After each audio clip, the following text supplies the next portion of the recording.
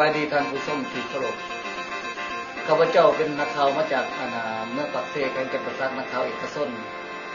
เนาะแล้วมาฮอดบ้านน้องค่ายหรือว่าเมืองน้องค่ายเฮานี้แล้วก็เห็นสารคดีบางอันที่มีจุดแปลกๆอยู่ในวัดอันนี้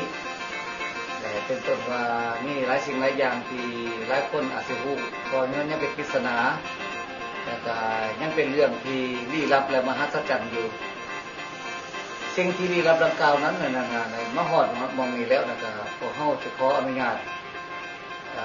ขอนิมนต์ถามหลวงพ่อคนน้อยหนึ่งเนาะก่อนอื่นก็ขอเป็นพิธีทางศาสนาคนน้อยหนึ่งมาจากประเทศลาวของผมนี่ยังในขณะนี้เป็นคนขอบูชาคณะพุทธศรีรัตนไตรขออโหสิในสิ่งศักดิ์สิทธิ์ทั้งหลายซอยดลบันดาลให้เรื่องร้ายกระจ่างแจ้งนะครับไปถึงหูถึงตาของประชาชนทั่วไป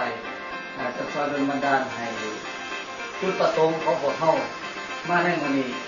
ออกไปสู่สายตาของชาวโลกอย่างมีประสิทธิภาพและก็มีความแจ่มใสและให้คนสนใจเป็นพิเศษและจากนั้นคนจะมีความสนใจในวัดหลวงแห่งนี้นะ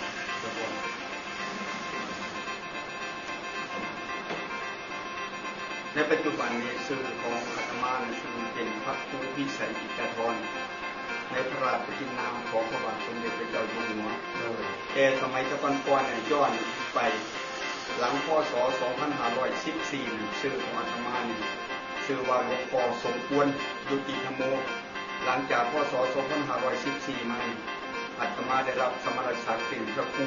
เจ้าคณะตำบลชั้นตรีจากพระบาทสมเด็จพระเจ้าอยู่หัวซึ่งได้รับผัดยศจากพระบาทสมเด็จพระเจ้าอยู่หัวเป็นเจ้าคณะตำบลชั้นตรีที่เห็นอันพระธาตุใหญ่ๆอยู่ในนี้แม่นพระธาตุอะไรของชื่อว่าจังได๋อันนี้พระธาตุนี่แต่ก่อนเนี่ยก่อนที่อาตมาย้อนหลังก่อนเนาะโดยก่อนอาตมาไปสหรัฐอเมริกาในปีพ.ศ. 2535หรือว่า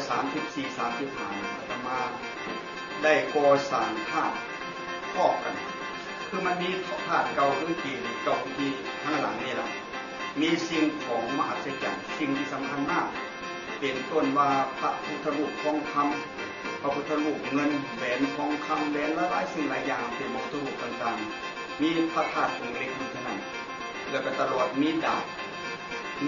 บที่มาจากจังหวัดของต้นตระกูลพระเจ้านะคือปอสาสิทธิโคตได้มาถวายอาตมาเป็นดาบกายสิทธิแมนเพราะว่าดาบอันนั้นเขี้ยวก็มันปีกเป็นปูเลยพาว่าไปฟันไปยังนี้คือผู้ใดเนี่ยไม่พอมารักษาบ่หายก็เลยเอาดาบลูกนั่นน่ะ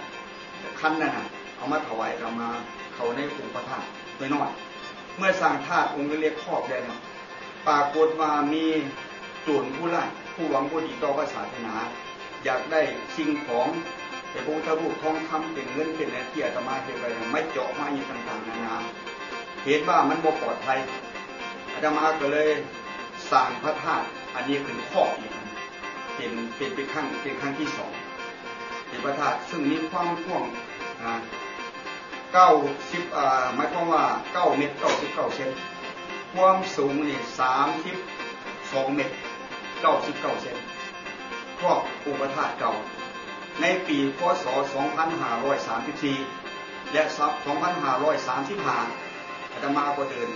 ไปต่างประเทศคือประเทศสหรัฐอเมริกากับท่านหลวงพ่อพระเทพมงคลรังสีเจ้าคณะจังหวัดหนองคายเจ้าอาวาสพระอารามหลวงวัดโพชัยซึ่งมีหลวงพ่อพักใสซึ่งประดิษฐานอยู่ภายในอุโบสถของวัดโพชัยไปที่อยู่สหรัฐอเมริกาตอนนั้นสร้างธาตุยังว่าแล้วเสร็จได้ประมาณในราว1 ใน 3 ส่วนหมายความว่าได้2 ส่วนกับส่วนหนึ่งกลับมาจากประเทศอเมริกา2,500ไปอยู่2 เดือนกลับมาแล้วก็มาสร้างต่อพอดี2536นี่แล้วเสร็จในวันที่18 เมษายนและวันที่21มีพิธีกรรมในทางพระพุทธศาสนาคืออาตมานี่ไปเชิญดวงวิญญาณปฏิปทาของหลวงพ่อพระสุขซึ่งพระสุขนี่สมัยตะกอนเนี่ยพระสุขพระเสริมพระไสยเนี่ยอยู่เมืองเวียงจันทร์ที่พระเจ้าชัยเสถาธิราชที่ครองนครล้านช่างเป็นคนสร้างให้ธิดาคือลูกสาวทั้ง3 คนมีเจ้าแม่คำสุขเจ้าแม่คำเสริมเจ้าแม่คำใสสร้างไว้เสร็จเรียบร้อยแล้วพระทั้ง3 รูปเนี่ยไป ปรากฏว่าเอาไปไว้อยู่ในเมืองเวียงจันทร์นะอยู่วัดพุนไซคนนั้นตอนสมัยราชการที่3ในประเทศไทยเนี่ยมีเกี่ยวกับพระเจ้าอนุมีการในเรื่องการบ้านการเมืองทางนี้ไทยนี่ก็เลยขังก็เลยได้พระพุทธรูป3 รูปเนี่ย3 องค์เนี่ยจากเมืองเวียงจันทร์คือไปออกมาจากภูเขาไฟโดยล่องมาตามกระแสแม่น้ำงึมเ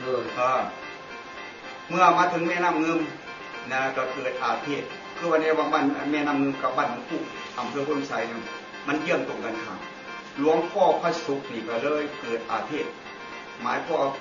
รักษาผ้าจ้างเอียงต่างๆก็เลยเบียดออกจากแพร่ในไทยลงสู่แต่พศแต่รัชกาลที่3เลยนะหมายความว่าที่ได้ข้อมูลน้ำหลวงพ่อวันนี้พระธาตุองค์ใหญ่ที่เห็นอยู่ปัจจุบันนี้ได้สร้างปวงพระธาตุองค์น้อยเจริญพรแม่นบ่เจริญพรแต่ในพระธาตุองค์น้อยนั้นมันหลวงพ่อได้สร้างก่อนมาหรือว่ามีก่อนของประวัติแต่ก่อนมันมาพร้อมกับวัดเมื่อมาพร้อมกับวัดแล้วมีพระธาตุองค์นึงอยู่ข้างบุค่ายว่าก่อนจะสร้างศาลาการประเรียนก็ในปี2503นะ502หรือ503ทางวัดมีความประสงค์จะสร้างศาลาลงธรรมหรือศาลาการประเรียนขึ้นที่วัดก็เห็นว่ามันใกล้กันก็เลยมาเลือกองค์พระธาตุเมื่อเลือกองค์พระธาตุองค์นี้ปรากฏว่าได้สิ่งของมหาศาล